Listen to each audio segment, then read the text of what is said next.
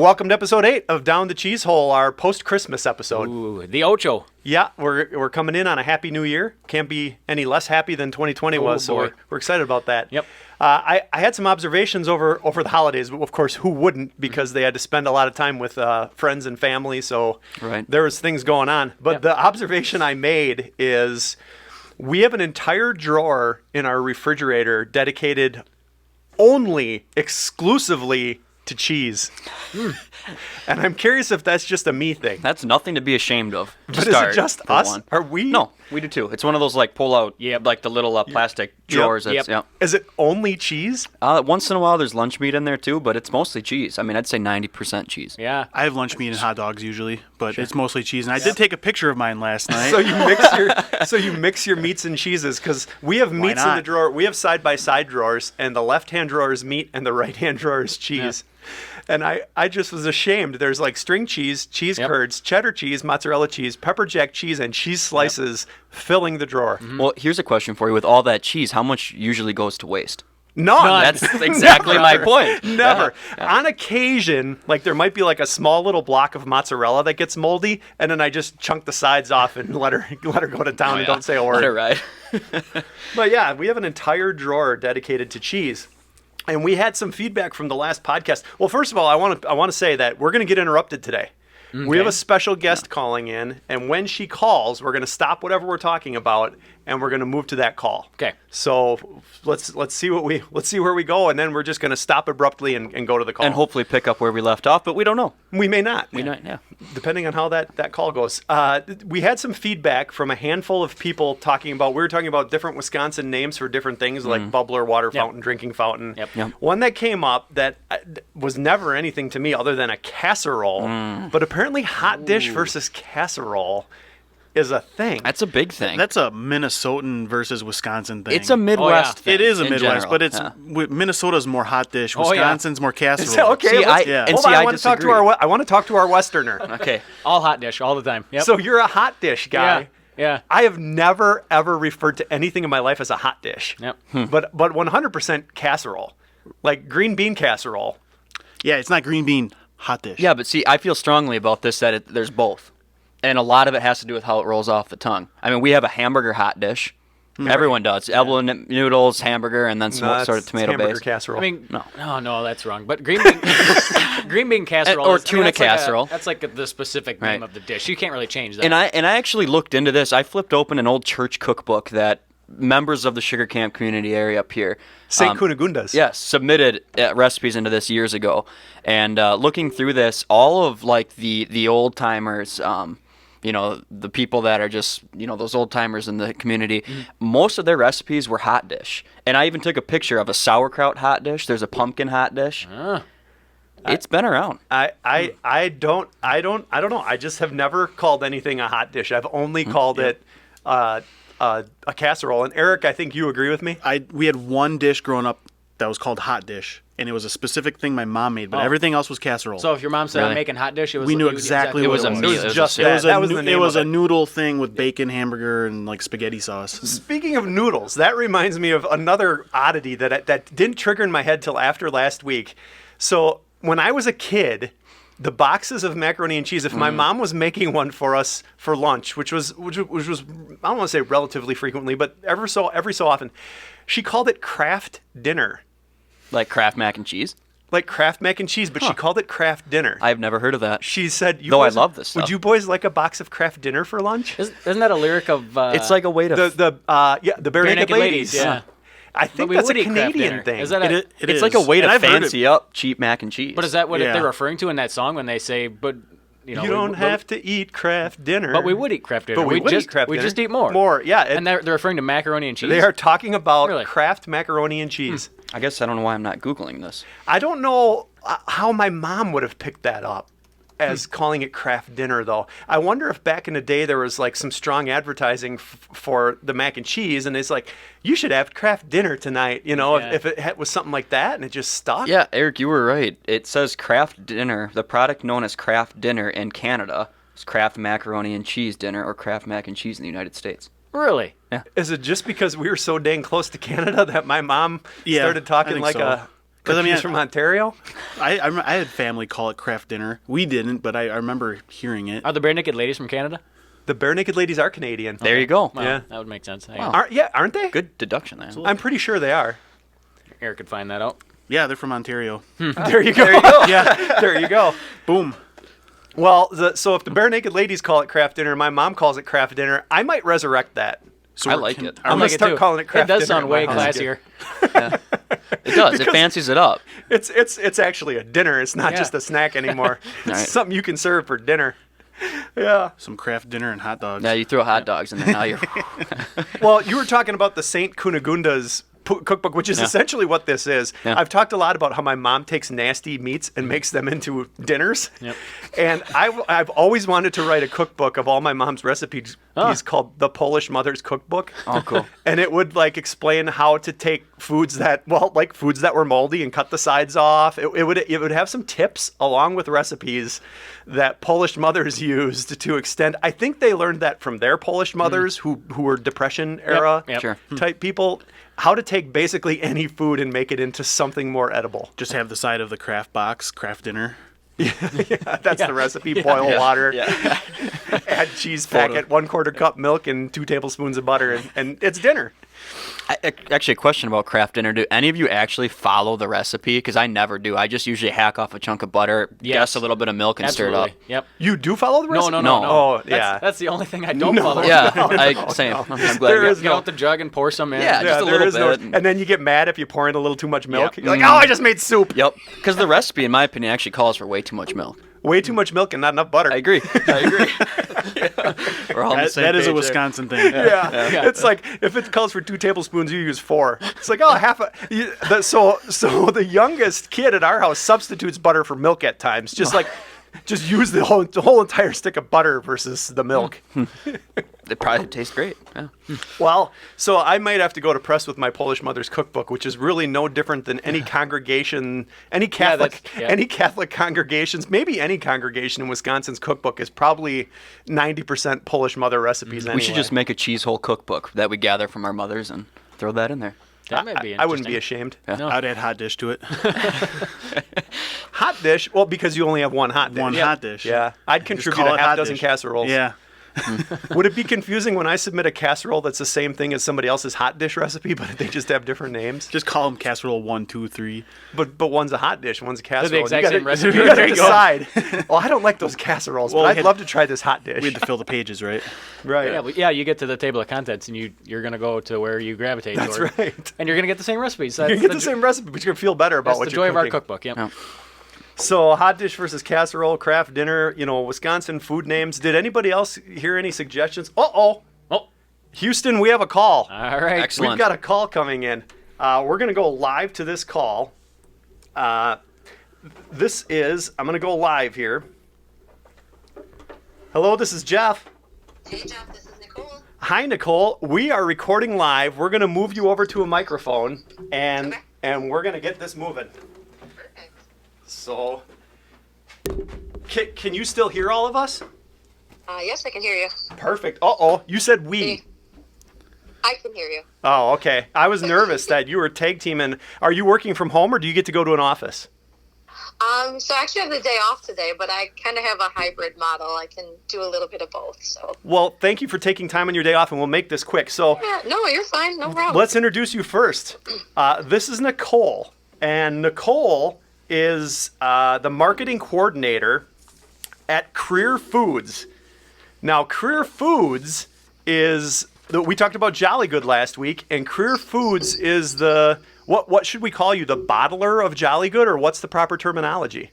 We are the owner of Jolly Good, actually. So Career Foods is a contract beverage co-packer. So we actually made the brand in the 70s. So we do own it. Excellent. So that was one of our questions. So were you the original owners of the brand, or did you find like an abandoned trademark and we're like, let's bring this back? It's just such a Wisconsin staple. I feel bad that it's been gone.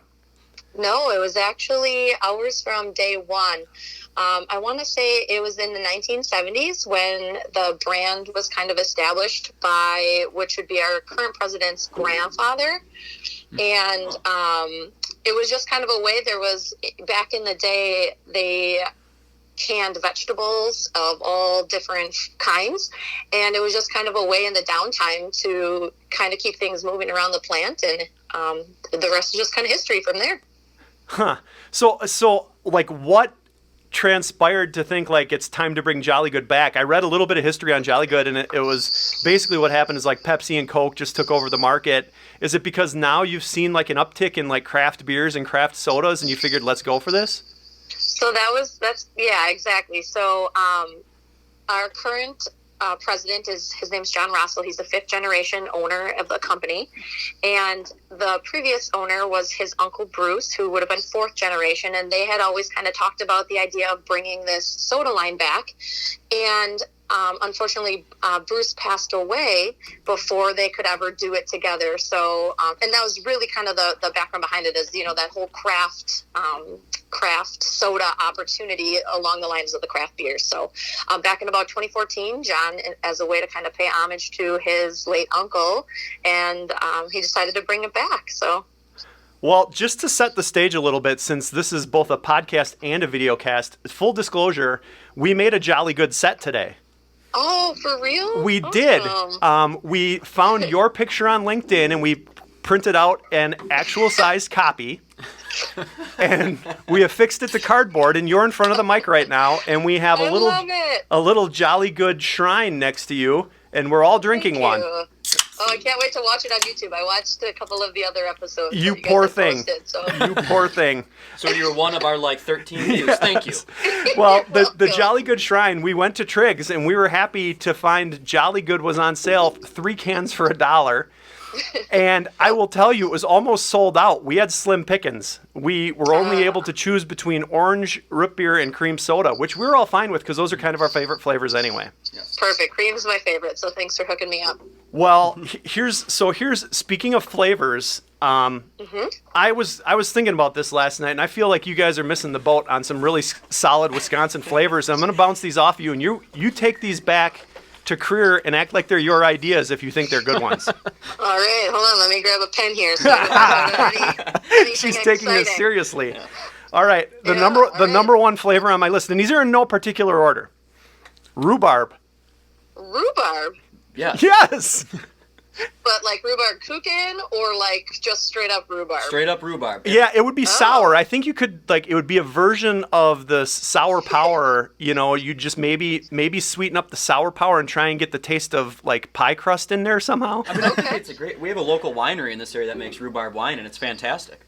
Oh, okay. So Okay. kind of along those lines. All right. Rhubarb. Okay. Cherry Kringle. Ooh. How did you pick cherry? Is that your favorite Kringle? No, because we already had I figured like strawberry was too mundane. I think like cherry is where people go. Actually, I'd prefer it be cherry cheesecake Kringle. But I figured that might be a hard flavor palette for them to nail in a soda. And actually, Nicole, we need you to clear something up for us. Yeah. Is it soda, or is it pop, or is it soda pop? It's interesting as you say that though, because a lot of the stuff we're Jolly Good soda, but the kind of the tagline of everything is we put the pop back in Wisconsin. So I know. So it really doesn't. It continues to be murky in the waters there. She's playing both sides to Smart. keep both I have to keep to, I all know. of keep all your customers happy. Good move.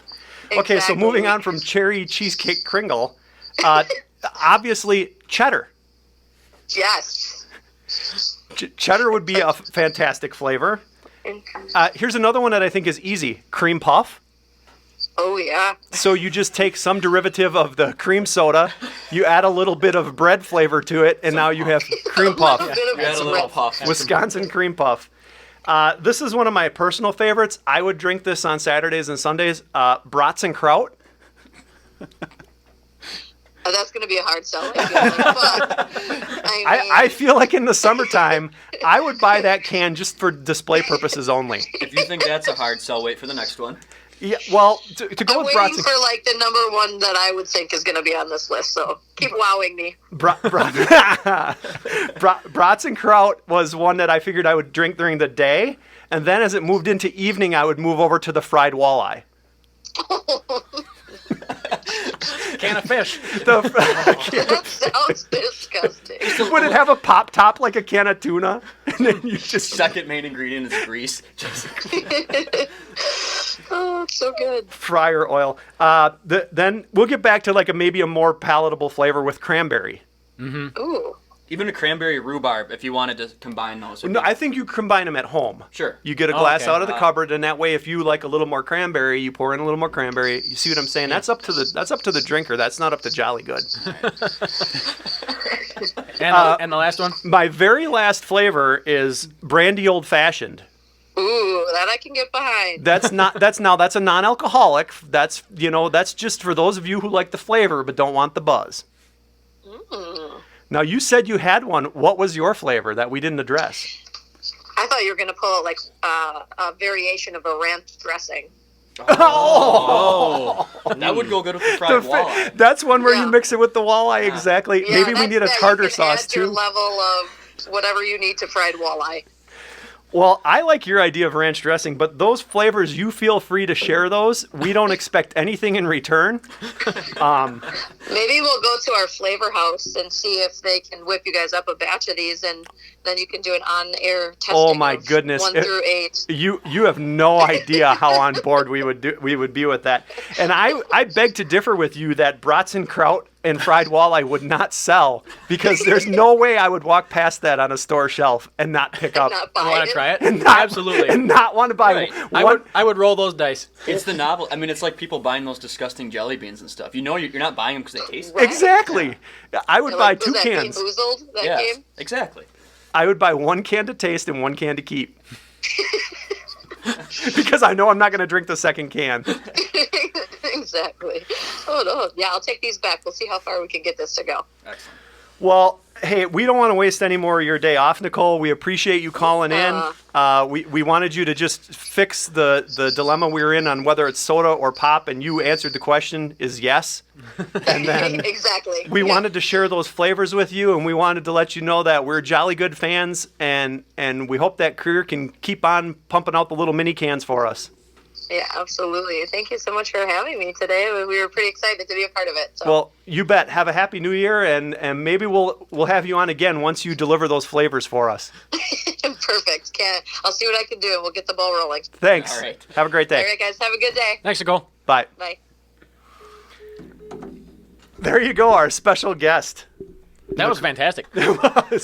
Nicole from Jolly Good and Career Foods. You guys don't even realize how excited I would be if she actually sent some. Oh my goodness! Like samples. Oh. If she sent us a Brats and Crown soda, like how would they come up with that flavor palette? A little bit of grease, a little bit of vinegar, Some salt, some salt, yeah, and really the only flavor. maybe some smoke, or something. Oh like yeah, that. there you go. Yeah, like a the little bit of liquid smoke. Liquid smoke, because the flavor of a brat is really just the smoke from your I grill. mean, I would Right. just start by boiling down a non-alcoholic beer with onions in it and using that as the base. Oh, because yeah. that's maybe what you we boil should make brats our in.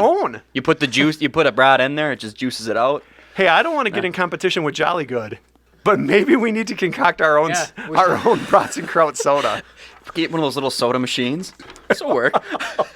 Little Frank's kraut juice in there. Yeah. Just- I'm down. I think we should try it. I'm fine. We're gonna do this live on the air. We concoct it first and then only drink it live. on yeah.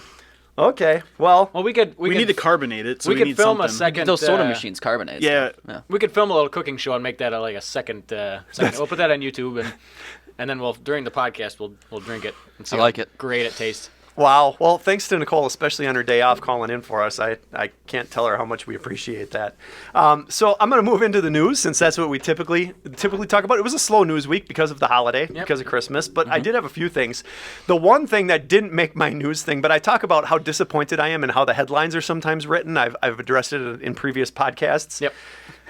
Here's a headline that caught my eye. Badgers men's hockey team tumbles 1 spot in national rankings. And I was just curious, like, is tumbles how you would address a 1 spot fall? I believe that's No. a gymnastic move. But even just like tumble to me is like 10 spots. Yeah. Maybe stumbles? Yeah, maybe stumbles. A little better? Stumbles. Could be a or typo. Fell 1 spot. Loses ground. Yeah. It was a slow news day for them as well. Must have been. I don't know. It irritated me. I'm over. I'm Because if over you it. think, if you just think of a person, if Grandpa takes a dip, Grandpa takes a fall, or Grandpa takes a tumble. It's big. I picture Grandpa rolling down the hill. Grandpa's hurt. Or stairs. Yeah. Grandpa's injured. That's multiple broken bones for Grandpa. It's not like Yeah. Grandpa just tripped on the carpet a little bit, but caught himself. Yeah. Right. Yeah. Yeah. All right. As long as we're all on the same page there. Well, the one thing that happened like on Christmas Day, I think it came in, is my iPhone started telling me that the COVID tracing app was available. Did this happen to anybody else? Yep. I didn't get it. I didn't get a notification.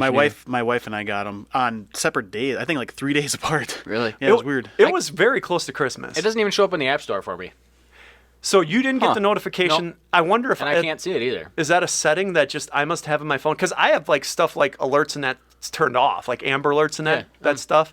Not to dismiss people's missing children, but I don't want it. It's because they're not here. They're not in Three Lakes, Wisconsin. I can guarantee you, this isn't where they're heading.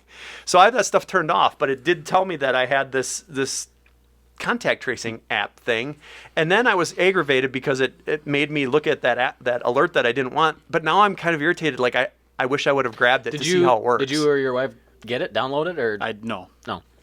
So Are you no, going, are you going to? No. Okay. nobody knows how it works. No. Nope. And Andy, you can't find it. Well, the app you gotta activate your Bluetooth or something, and then the app lets you know if you've been close to someone who has tested positive. So So you have to like leave your Bluetooth on. it basically only 'Cause I works if normally everybody's using it. I Yeah, think. exactly. So if I don't want to let the world know I have COVID, but here's the thing. So if you have COVID, you're supposed to quarantine. So technically, you shouldn't be out with your phone with the Bluetooth on with a positive COVID test. It doesn't make sense. Well, I mean, I anyway. think the idea is that prior to you knowing that you had it, Right. if you went to Walmart like a day before you had symptoms, but you're still contagious, it's gonna. So the Right. app's going to tell you have it before they tell you have it? The app uses No. Bluetooth technology to talk to nearby phones that are also using the app. Someone who tests positive can then record that in the app, and Right. a text message will ask that person if they want to notify users who are recently in close contact with them for at least 15 minutes, as recorded by their phones. Oh, so it's kind of a hindsight thing. It's not a Yes. real-time thing. Yes.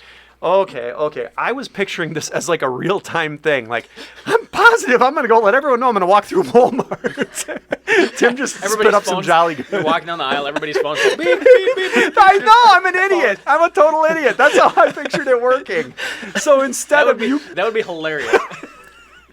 that's another, along with making brats and kraut, we're going to test the app in Walmart. I feel like this could be like a YouTube prank channel, like where someone does just like walk down like a busy street to watch people's phone blow COVID up. And alert. COVID alert. I mean, it's a terrible prank, but I feel I'm like an it could be idiot. something that's done. So it's to let people know, like so I don't want to call everyone I work with and take the walk of COVID shame and tell them I have it.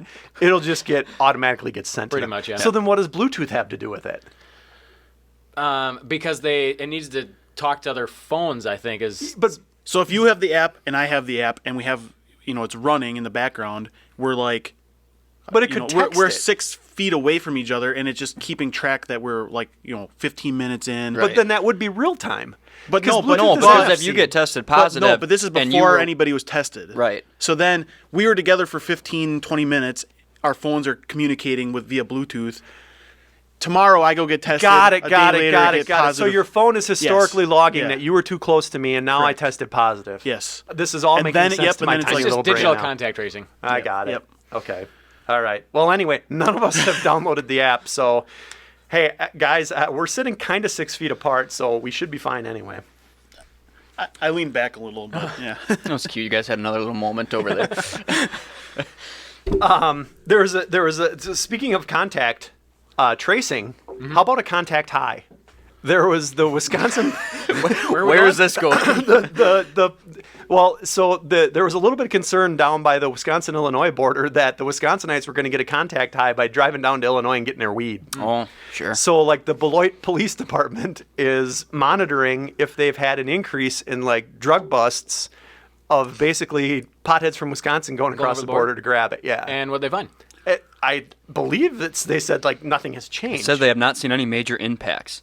Which that tells me one of two things. One, they're not doing their job very well. Or two, That's a which call I'm not out. saying is the case here. Or two, is that it was just easy enough to get before that. They're not seeing any change because everyone's just growing their proceeding own, the same way. Growing their Yeah. own. I wondered that same thing. I didn't think it was them doing their job. I was just more like, oh, All right, I'm leaning towards the latter. It's still easier to just go get it from the guy who sells you weed down the street Right. versus driving all the way to Illinois. Yeah, and you have to pay tolls on. Yeah. Oh, The God. tolls are like a weed tariff. That's what they should just call them, is weed tariffs.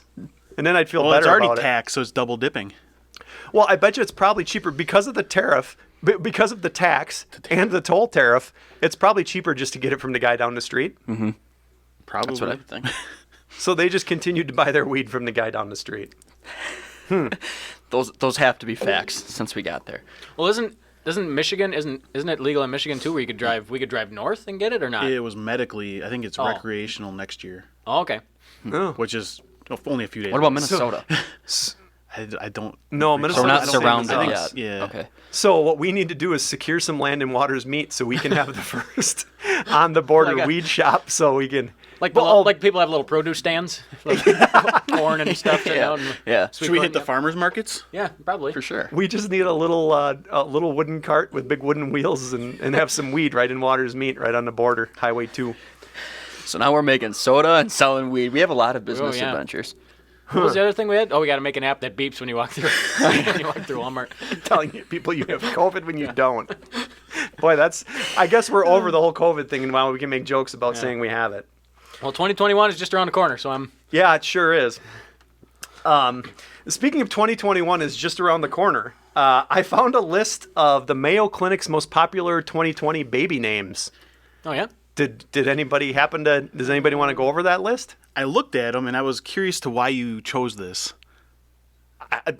I don't know. I mean, Oh, it's because I think that baby names are something that are so like, Trendy. yeah, trendy. Thank you. That's Yeah. exactly the word I Yeah, was looking for. yeah. I'm in that right now because I got one on the way, so I'll I might give you- choose one of these. I'll give you an example. Okay, we have an Andy, and you were born in what year? 87. Eric, what year? 85. No, Tim? you're actually Andrew. Andrew, yep. Yep. Okay, and you're Erica. Yep, correct. Okay, and we have Tim or Timothy, Timothy, born in what year? 91. And a Jeff or a Jeffrey, born in 1972. I feel like all of our names are traditional, and maybe it's Yes. because I'm just used to them. But now tell me your children's names. Bea, Miles, and Rowan. Okay. All spelled funny too. Okay. Olive and a boy on the way, but I don't have a TBD. name. TBD. TBD is And a good name. Olive is kind of But- old-fashioned.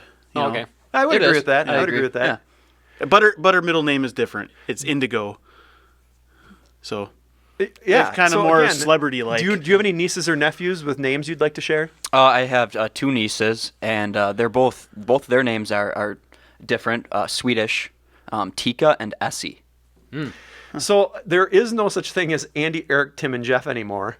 And that's why I wanted to share these names. So can somebody share some of these names with us? And maybe So this is between the Mayo Clinic Health System and the Marshfield Clinic Health Systems is Wisconsin. At the 3 Mayo Clinic Health locations, Madeline, Brinley, and Hadley were the top 3 girls' names, while Henry, Brooks, and Jack led for boys. The Marshfield Clinic Healthcare System saw a few similar trends. Madeline was number 1 for girls. Behind that was Eleanor, Aaliyah, Amari, and June. So Madeline, I would say, is kind of a throwback name. So is Eleanor, Jack, Eleanor, Henry. yeah. A lot of those are. Jack, I agree. What would have made Madeline come back to be number 1? Is it typically like a movie or an actor or like naming your kid after the Clay Matthews or Aaron Rodgers? I mean, I feel like a lot of those older names are coming back. I mean, there was a few of them in that list. I've heard of Hanks, Walters. I mean, some of those old names are And making then a comeback. For the Which is Marshfield cool. Clinic on the boys' side, Grayson was the top boy's name, followed by Henry, Jack, Jackson, and James. So those, I would say the boys' names in this case are far more traditional than the girls' names. I think your traditional names are still going to be always high.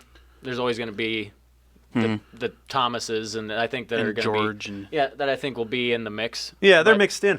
So now, like 20 years from now, is somebody going to be somebody named Madeline? No, give me one of those other names that was not traditional. Like Brinley, Is Brinley going to be talking about how dumb names were in the old days, or how dumb names are now? And she's like, I can't Probably. believe people are naming their children, like. Timothy. Yeah. I actually want to, while we have a pause here, we were talking about the UP, and I wanted to bring something up, some feedback that I got on the last episode. Mackinac was a term that you said. It's Mackinac. Negative. This was something that was brought up to me, and I want to hear your input on this. I know that I think the locals call it Mackinac. Yeah. I have always said Mackinac. I did too, and I said that, and somebody corrected me. Like The this first is a few years person ago. that brought it up to me was a local Youper was born in the UP. They called me out on Mackinac. They did. I mean, if I'm legitimately doing it wrong, like pronouncing, I don't know. I'm trying to think of something that somebody would pronounce wrong. Saying Sobieski is Sobieski. Like if I was calling Sobieski Sobieski, I would want you to correct me because I'm an idiot. Sure. But Mackinac is spelled Mackinac. It is. But is it Indian or what is I Mackinac? guess we could look up like the why is pronunciation. the Mackinac? Is it French? I don't know. What is the origination of the word Mackinac? Let's look this up. Can somebody look up the origination of the word Mackinac? And then It is on Wikipedia. It says Mackinac, and it's French. it's French. Yeah. Yep. Okay, so it's French, which would make sense then to get So- that aw sound. Even on Michigan.org, correctly pronounced Mackinac Island. So it's French. Yeah. We, yeah. We. All right. We shall all start pronouncing it Mackinac from this day forth. Thank you, Tim. Yeah, I almost forgot to bring that up, and I was asked to. So When I'm selling weed on the side of Highway 2 up near Watersmeet Don't next screw summer, that up. I want to make sure that I fit in. Yep. Yes. And say Mackinac. Okay. Yeah, so there's definitely some interesting names in this list, and I think that is more of a trend to make your name unique, especially with things like Google. Googling somebody with the name Tim Johnson is just it's hard to have. All that the name. more reason I don't want to be. Yeah, I don't know. I think there's something to be said for being unique. I also heard a joke once that something like there's never been. I don't remember. Maybe you guys can have heard the joke. Something about there's never been a Karen born. They just like the name Karen. Like it's only that there's never been a baby Karen. Like they evolve into a Karen. The name or something like that. The name is. Has anybody heard that joke? I have no idea what you're talking about. Well, I know. Yeah, I know what you're saying. Speaking of Karen, is Karen down here? Call her down here. Can we get Karen? If we're gonna talk about Karen, that's another thing I've gotten a ton of feedback on. Nobody likes the show. They just like Karen. I get it. Yeah.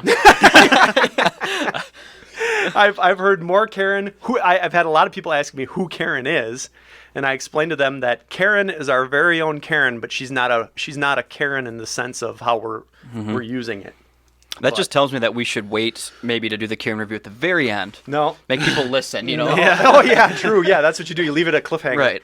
Well, here's we talked about Eau Claire because the big farm over in Eau Claire last week. So I found the Northern Tap House in Eau Claire, Wisconsin. 4.5 stars, so nearly perfect. 1,097 reviews. But let's turn it over to our Karen for our Karen review of the week. Can you swing it the other way, actually? Can you go that direction so she's in the video? No, that's not not really. Oh, okay. Oh, she doesn't want to be. Trendy beer version of a friggin' Starbucks.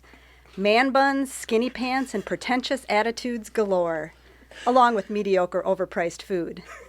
So, if you're a Kappa Frappa Mocha Loca Latte loving man bun skinny pants wearing douche nozzle, you'll love the joint. If your have dropped and have a great discontent for the above mentioned crowd, I wouldn't recommend.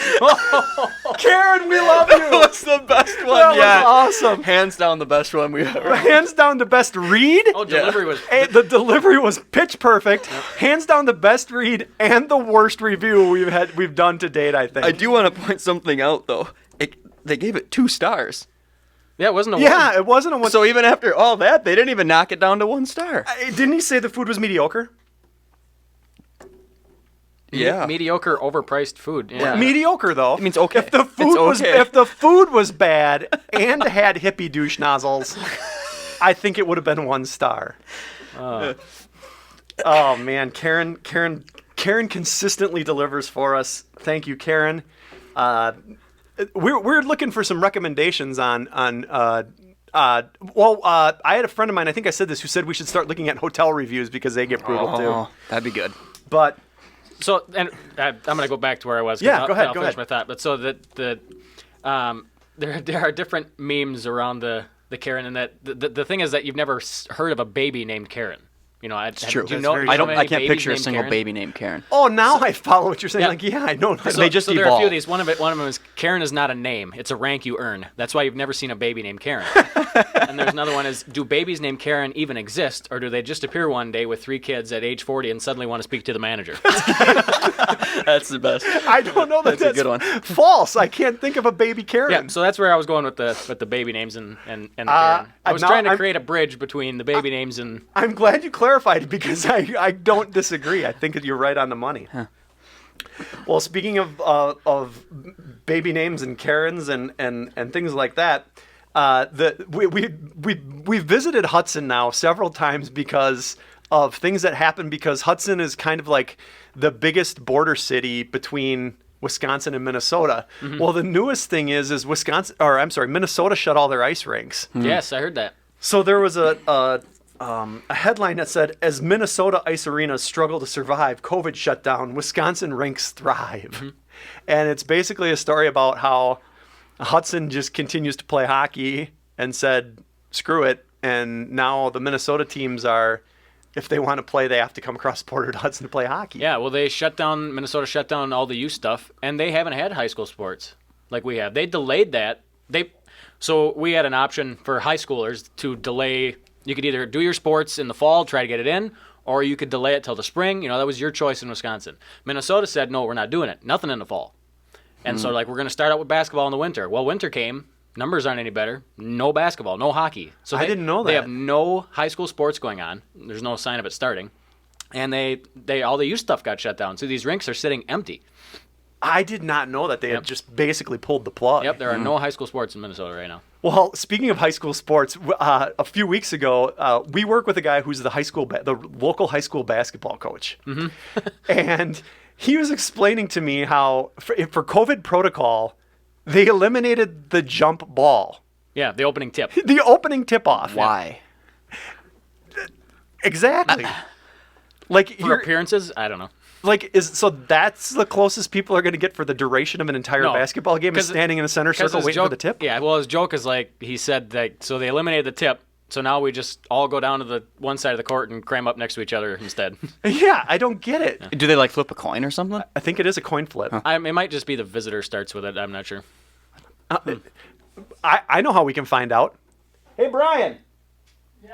Is it a coin flip, or how do you start the basketball game? Visitor team gets the ball. Cool.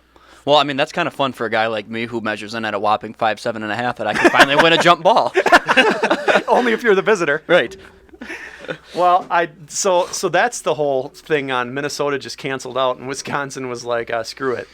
Yeah. Who makes that decision? Is that a governor decision, or like the director of public schools, or how does?